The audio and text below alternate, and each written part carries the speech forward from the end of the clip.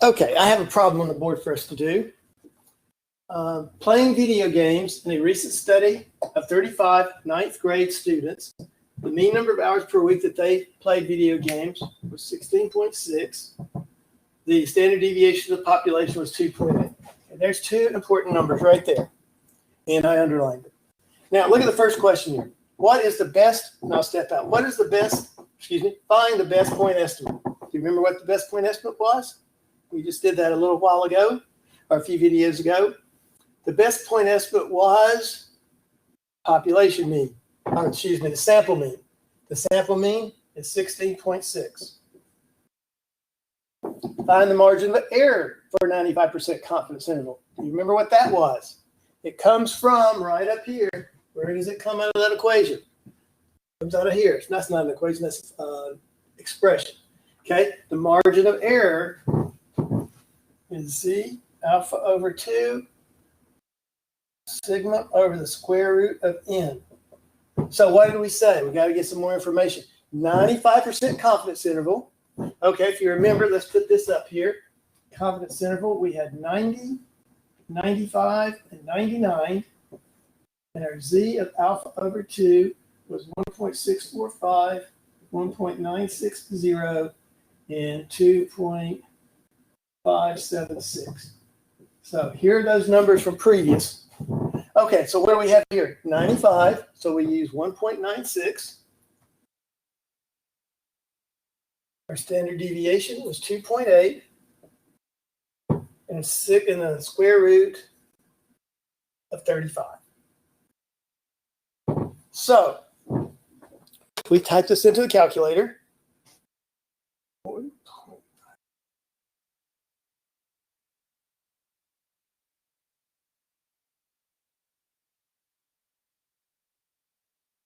Point 928. I'm going to go with, actually, how many digits do we have? We have one digit here, so I'm going to go to 93. I'm going to go one more than I have there. Okay. The next question, find the 95% confidence interval. So if we go up here, we have sample mean plus or minus the margin of error. So sample mean, we found in part A, 16.6 plus or minus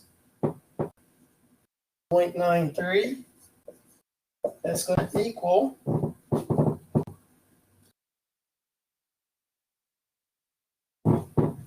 15.67.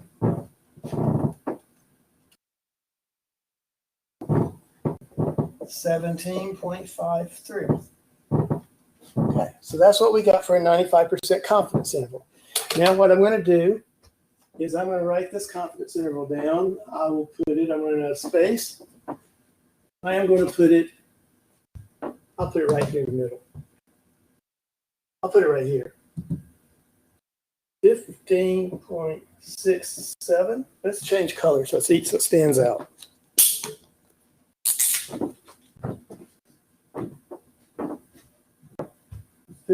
.67, 17.53.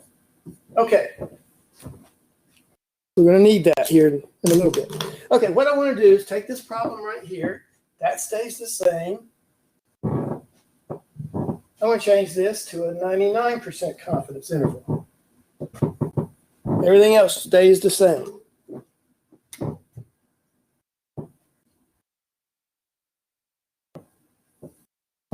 Okay. So what's the margin of error going to be for 99% confidence interval? Well, first we got to get the critical value. We go over here, 99%, 2.576.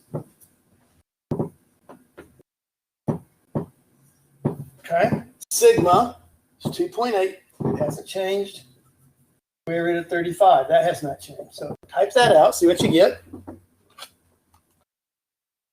2.576 times 2.8 divided by square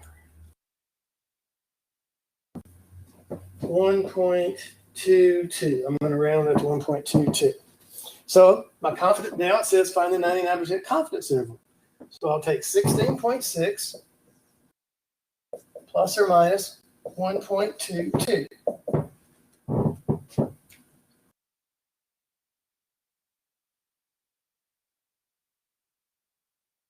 $17.82.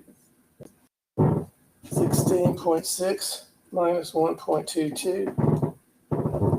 15.38. Okay, I hope you followed that the math there, how I got those numbers. Now, one thing, what's the next thing I want to say?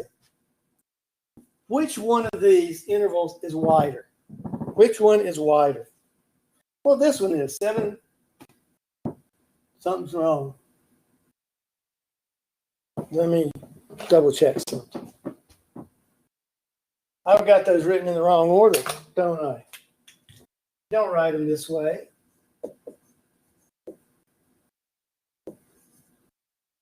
You do not write them that way. You always put the numbers in the order of the number line. The smallest number goes first. But still, which one is wider?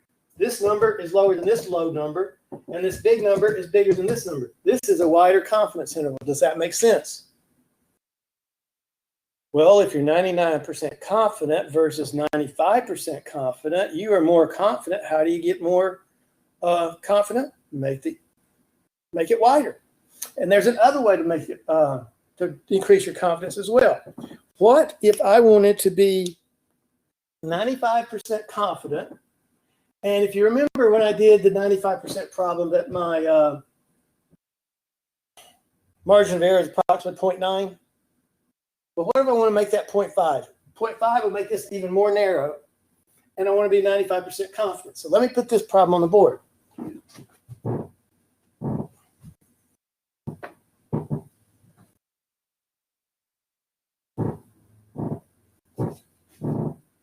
Okay. What if I want to be 95% confident with a margin of error of 0.5? What?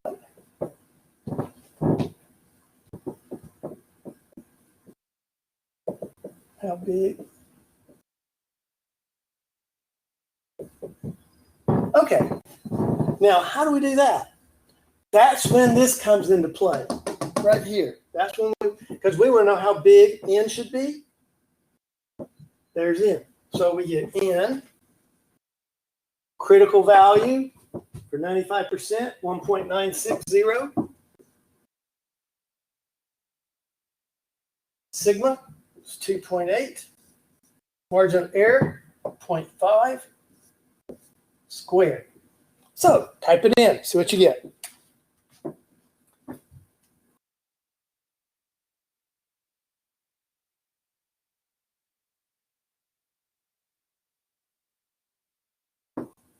I got 120.47.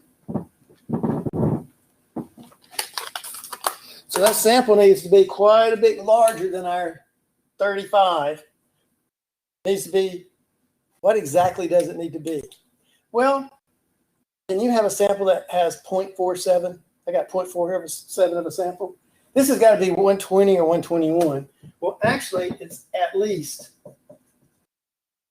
121. 120 is not big enough. 121 is big enough. And if you get bigger than 121, you're just going to have even more narrow. Your confidence interval, excuse me, your confidence interval will be a little bit more narrow. So there's a problem right there. What I'm going to do is stop and